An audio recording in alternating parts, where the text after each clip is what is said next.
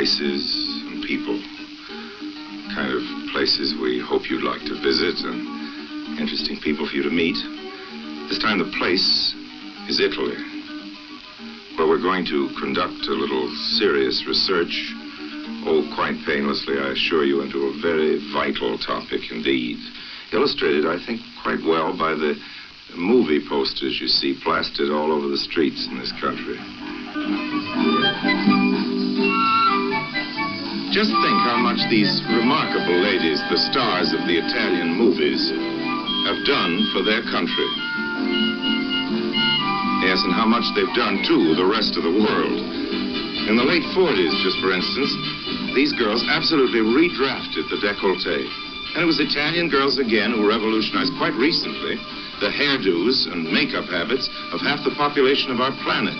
Who could dispute that with the advent in movies of the post-war, torn blouse era, it was preeminently the ladies of Italy who raised, and indeed dauntlessly continue to raise, an ever-fresh standard of glorious improbability in silhouettes. Well, so much for these fabulous females in the plural. We're going to concentrate on the most fabulous of them all, Miss Gina Lollobrigida. Now, hers is what you might call, I think, a Cinderella story, but with a difference. Curious difference. We'll be looking into that difference in just a moment, meeting some of her friends. Among them, Vittorio De Sica and Rossano Brazzi. Those are our people. Already told you the place. So, we bid you welcome to Italy.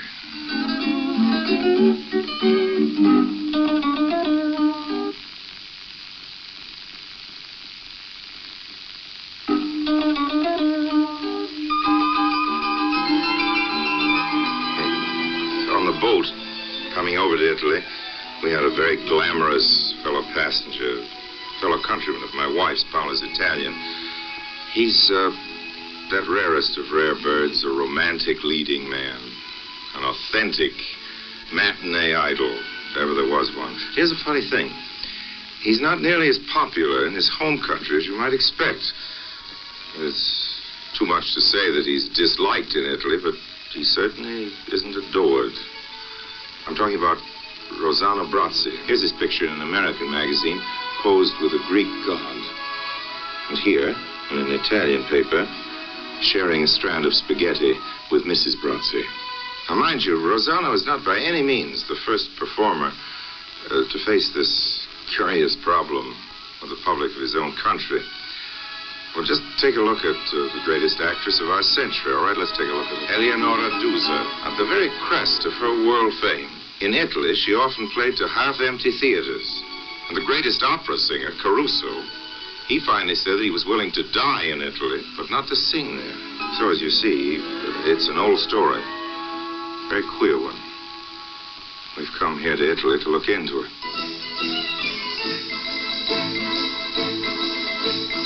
Well, now we're in port. That's a greeting party down there. And my Italian wife here is training her camera on some of my fellow countrymen who were whooping it up with one of her own native dances. What's it called? The tarantella. The tarantella? It's supposed to have started with the bite of the tarantula spider. But before disembarking and going on to Rome, we've set up our professional TV equipment for an interview with Rossano Brazzi here on this question of his public life. What do you say, Rossano? Care for sound? Got any theories to explain it? You know, the Italian public, to me, it's like a beautiful woman. You are in love with her. But you never know whether or not she loves you. See, I tell you, I've been an actor now in Italy for about 17 years. You know, it's a long time. Well, it's a lot of experience. And I tell you, maybe I had 3 periods in Italy, you know. Periods? You mean you were a success 3 times and 3 times a failure, and after each failure... I had to start all over again. And today, when you're a top star in the rest of the world, in your home country, you're working in your 4th comeback. This is the Italian... Well, I guess in Italy, an actor's future is practically assured when the public starts to say that he's finished. You know, all the Italian people, they feel that they are a little bit actors. Well, they're born actors. So they look at you over there on the screen and they say, he's doing this, I can do it. And they can, too. It's true. And would you say that in Italy the public is so tough because every audience is almost entirely composed of actors? Yes, that's right. Would you say that the actors in the audience are maybe a little irritated because they don't get paid for acting and yet have to pay out good money themselves to listen to their competition?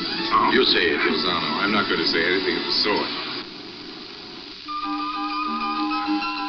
I wouldn't say it even if I meant it. And of course I don't. I'd like to avoid international incidents. I can't help but remember what happened to my friend Elsa Maxwell and her friend, the prima donna Maria Meneghini Collis, who got into all that trouble with the opera public in Italy. Elsa rushed loyally to her defense and really let herself go. And here she is doing it. The airport sounding off to the newspaper men. It was a terrible mess. The Italian foreign minister went so far as to lodge a protest with the American ambassador. The whole thing finally had to be arbitrated by Jack Parr. I'd like to avoid international incidents. I'm a man that's all for peace at home and abroad. But I will say this for my wife's fellow countrymen. I'll take my stand firmly on the question of the general Italian talent for acting.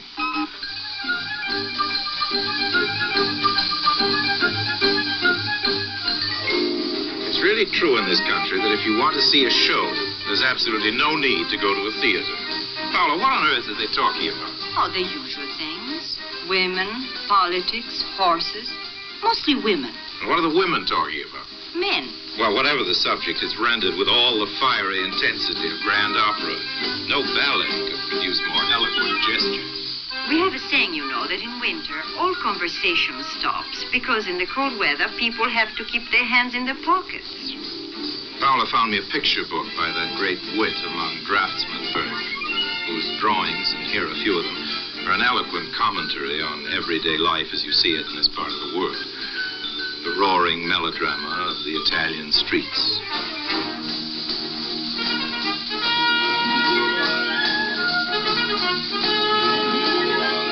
I guess it isn't surprising that such passionate performers are not at their very best in the passive role of an audience.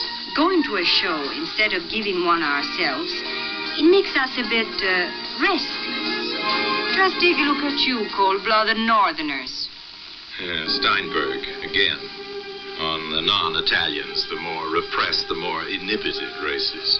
Keeping your feelings bottled and corked up inside yourselves, it isn't healthy. It makes for a good audience. We go to the theater to let off steam. You people relieve the pressure by making your own theater. It's healthy, all right. I read that in Italy there are fewer neurotics and less mental homes than anywhere else in the world. Of course, because in my country, when we lay down on a couch, it isn't to talk to a psychiatrist, but to take a siesta.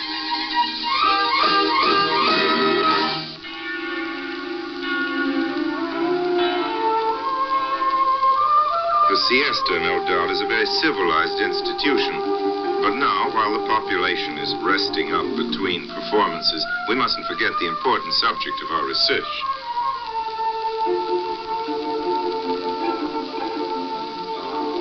The women. The wonderful women of Italy. The ones who make the movies. They come, of course, in the widest and most delightful variety. But all, in one degree or another, are metropolitan personalities, types from the city.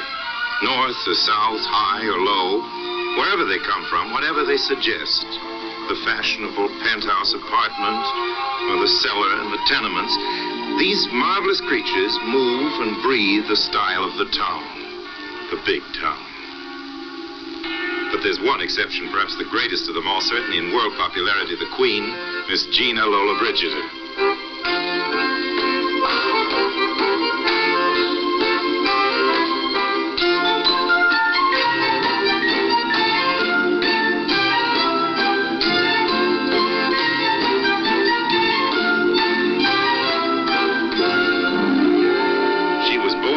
Raised there, and today, with all the cities in the world at her pretty feet, she lives in the country, out here, well clear of the noisy excitements of the town, in an atmosphere of noble trees and decorative, classic ruins. But fields and pastures in the open countryside are close by. They always will be. For this is the central fact in this story. The fabulous Gina is a country girl. But we're ahead of our appointment. So before talking to Gina herself, we'll have a word or two with some of the people who've known and worked with her. Vittorio De Sica. He was with Gina in the biggest of her hits, the best of all her pictures, Love, Bread, and Dreams. That was a delicious comedy in which Gina was a farm girl with a load of sex appeal and a mind of her own. If she wasn't playing herself, at least we can be sure it was a character she understood. De Sica is remembered for fine performances in many important pictures, like Farewell to Arms with Jennifer Jones, Rock Hudson. And as a director, such film classics as Shoeshine and Bicycle Thieves will never be forgotten. Well, here's an actor so popular he doesn't dare complain about his public, but the trouble is the pictures he directs, hailed by the rest of the world in Italy, are often all but flops. Whereas each picture he acts in is invariably number one at the box office. Now, I think the Italians are right about him as a star, and I know the rest of us are right about him as a director. He's one of the few in history who really deserve to be called great. We find him here in this darkened cutting room working on his latest film, and very enthusiastic about his leading lady, Gina. She's so Italian. Speaking of what's typically Italian, we were discussing the Italian public a little earlier with Rossano Brazzi. Do actors always have such violent ups and downs in this country? Always. For instance, myself, I have died. You have died? Yes, 5 times. As an actor, you mean? As an actor. And I was born again 5 times.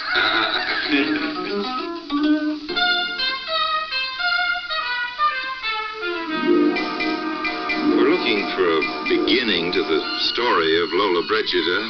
I guess we might as well start here on the Spanish Steps. I'll admit this is going way back to Gina's ancestors, who used to gather on these steps to wait for a job. This was a sort of outdoor model agency.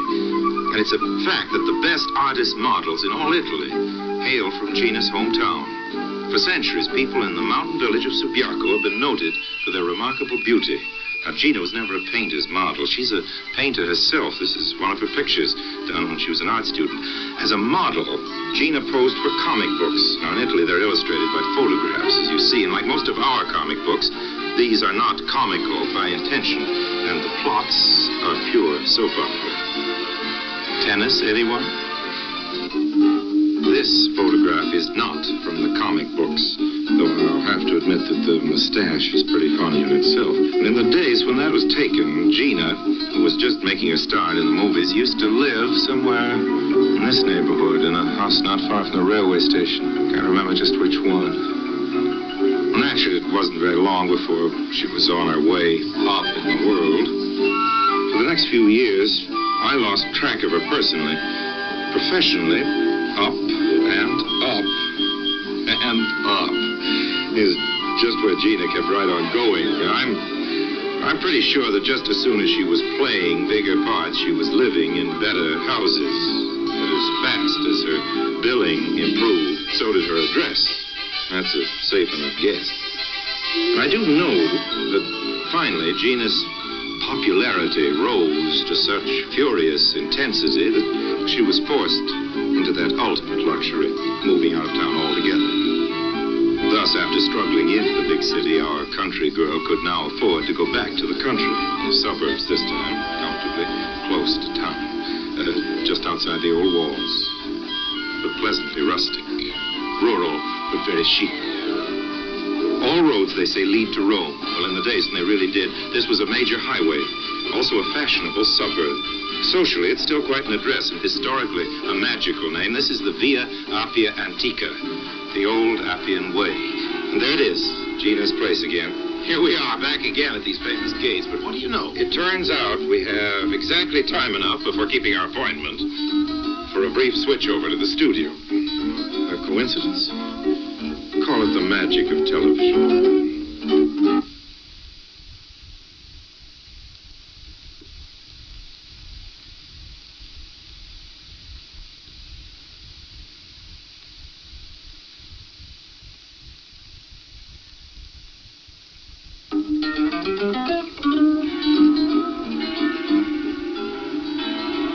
Gina lives in a very fashionable neighborhood. Dukes and duchesses, heirs of the oldest and grandest princely houses live out here on the ancient Roman road near the Lollobrigida estate. But not so very many miles away is where Gina grew up. The house, like the villa, is fairly close to Rome. But in human terms, a whole world separates the two houses. One, a country estate. The other, just a place in the country, shared by maybe half a dozen families. The country villa of a major figure in Italy's most significant industry. The house in the country village where she was born. We've already told you the name of the place where this happened, and the date. Oh, excuse us, the date is none of our business. Now, where, you ask, are the famous beauties of Subiaco? Oh, we know about one of them. She left for the big city just as soon as she could. Oh, there's still plenty of Lollobrigidas around town, relatives. Here's one, for instance, Gino Lollobrigida. But the town was just about destroyed in the war, and it's still pretty empty-looking and sad. Some of the people we talked to here weren't very nice, I'm afraid, about Gina. They aren't really proud of her success. Many seem jealous. Well, there must be something we can say about Subiaco. A bit of quick research informs us that St. Benedict founded here the first of his monasteries. He was, of course, the founding father of all monasteries. However, he soon moved to Monte Cassino. At this moment, 1,500 years ago, history takes leave of Subiaco, never to return. We'll take our cue from history. And from Gina, too. She left town in a hurry, and the urge is understandable. But before we go calling on Gina, I'd like to take you a couple of miles east to this big film studio for a word with Gina's closest friend. Somebody who knew Gina intimately for 9 years before they even met. This is the story of two lonely little girls, one living in the mountains near Rome and one far to the north near the Austrian border, Miss Anna Gruber, and here she is. She put an ad in a children's magazine asking for somebody to write her, and the answer she liked best came from Subiaco. Yes. So they began exchanging letters. An average, I think you said, Miss Gruber, of 2 a day. What did you find to write about? All the day, what we are doing all the day, what is happening in the school. I suppose Gina, at least, wrote about movies. No. No? Well, if she had time to send you 14 or 15 long letters a week for... what was it, 9 years? Yes. I guess Gina can't have had many real friends in Subiaco. No, she has not many friends, and she was really, I think, alone. Alone? What about her schoolmates? No, they were really normal girls living in a little village. And Gina has something more. I mean, she had dreams and needed to express herself. And also she was very poor. Now, of course, Gina has just about everything. And you've gone into moving pictures yourself, haven't you, Miss Gruber? But you flatly refused to let her help you. Yes, because I thought that it can divide Gina from me and me from Gina. Well, earlier, of course, you were divided by the war. Those years, the north and south of Italy were divided, and your correspondence had to stop. And from Gino, there was silence. You wrote to some of her schoolmates in Subiaco, and they wrote back that Gina was dead. Why do you think they said that? I think it was for jealousy. Jealousy? They understand that Gina was looking for something more than Subiaco. Well, Gina found something more, of course. She found world success. And then you old pen pals finally found each other. I received a postcard. Gina saying, I am not dead. She hoped you could meet. And finally that happened, didn't it? She came up north to you. Now, for the first time, these two were going to see each other, face to face. Oh, I was so excited. And after all those years, there she was, standing at your door. I said, come in and be welcome. In the house. And so when we come in, and she said, that's the living room, that's the kitchen. From your letter, she already knew everything and everybody. She knew my mother, and really, in 5 minutes... It was just as though they'd always been together. And what's even more wonderful, I think, is that today they're just the same close friends. But tell me, Miss Gruber, how did you feel when Gina first started turning up on the covers of magazines and plastered on those big posters all over your town? Really, I felt that I lost her. You felt you'd lost her? Because she was, yes, my friend, but she became to be Gina for everybody. So you were glad of her success? because I say maybe she will be happy in her life. You think she is? She's not always happy because she's always afraid to be done good. Gina, afraid? Oh, always afraid. What's so strange is that such an ambitious girl should have had no ambitions at all as a child for the very thing she now lives for. Think of all those letters. 14 of them a week for 9 years, and not one of them, am I right, Miss Gruber, about movies. No, absolutely no. But for any young girl, a little daydreaming about being a movie star is only normal. She was so, how to say, never thinking that she's a nice girl. A beautiful girl, you mean? She's always saying, why I have such a big success. She doesn't know that yet. Even now, she still has doubts. Always doubts, and for that she's working so hard. You know that I never saw a person working so hard than Gina. But wouldn't you say that maybe in a way your friend Gina is still trying to escape from Subiaco? Maybe if I asked to her, she would say no. But I think yes. I remember just after the war when this movie studio was fenced off with barbed wire as a DP camp. A certain young Dr. Milko Skofic was here in those days, not as a producer, but as a refugee from Tito's Yugoslavia. And this is the man, Gina, who had just about her pick of husbands, chose to marry. She knew just what she was doing. They're a happy couple and a very successful business partnership. No fine point in the contract goes uncontrolled. Gina's every eyelash is organized. Well, as it happens, Dr. Skofic is away on business. So we're going to have Gina all to ourselves today. This, by the way, is the very first time a TV camera's ever been permitted here.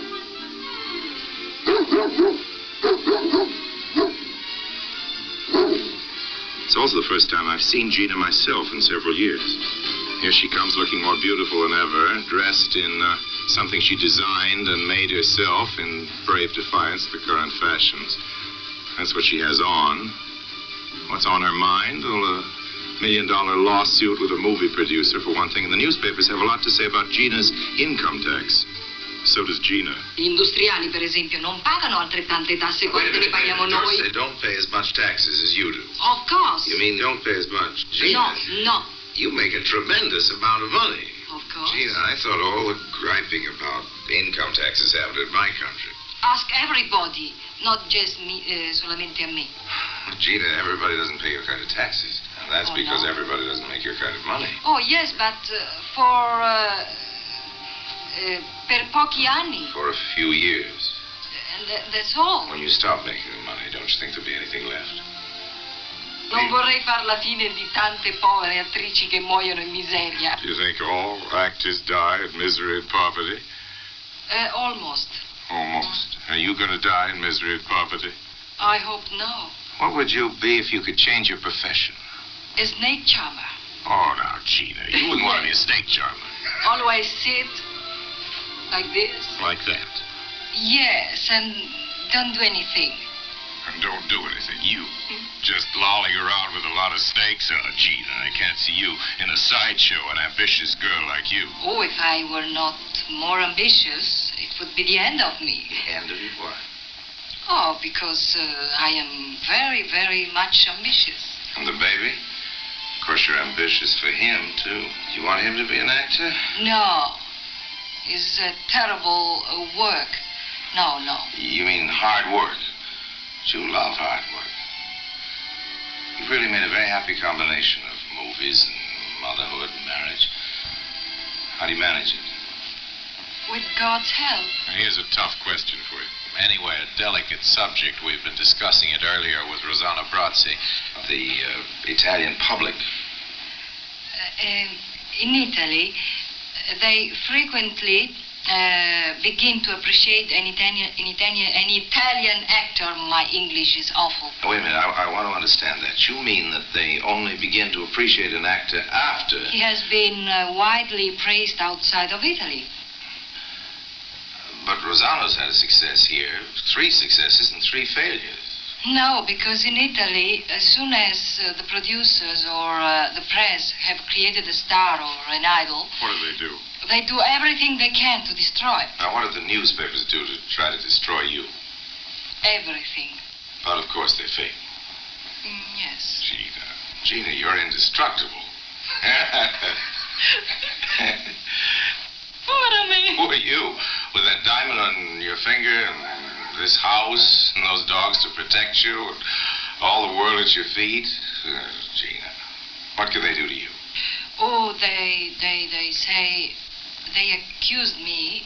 Everything they do... What do they accuse you of? Of everything, except to be unfaithful to my husband and... They couldn't say you aren't a good wife. What else don't they accuse you of? Of wanting to change my sex. Well, nobody could say that Gina Lollobrigida isn't a girl. No. Isn't that marvelous? And nobody could possibly deny that you've done more than any single person to make Italian motion pictures so very popular all over the world. Now, would you say that your country is really grateful? These newspapers that are attacking you, Gina, and that producer who's been suing you, and... Sono terribili, sono. These tax collectors. Sono unos... I can't say this in television. Not even in Italian? No. While Gina's collecting herself, okay, there are some words on television which can always be spoken. And here they are. A message from our sponsors.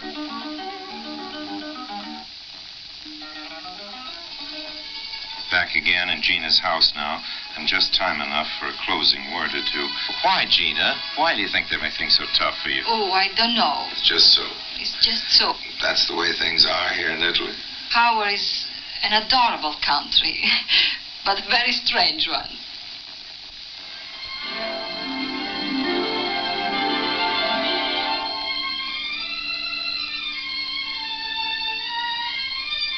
A strange country. That's what Gina called it. An adorable country. It certainly is. And the people in it are just about as delightful as you'll find anywhere on this planet. I think Gina chose just the right word. Adorable. Well, now, I'm sorry to tell you that I've just received a signal that the time has come to say, well, not goodbye. Since we're in Italy, the word is ciao. It's a nice short word. So, ciao for now. We'll be meeting soon again, I hope. Someplace else in the world. Till then, I remain, as always, obediently yours.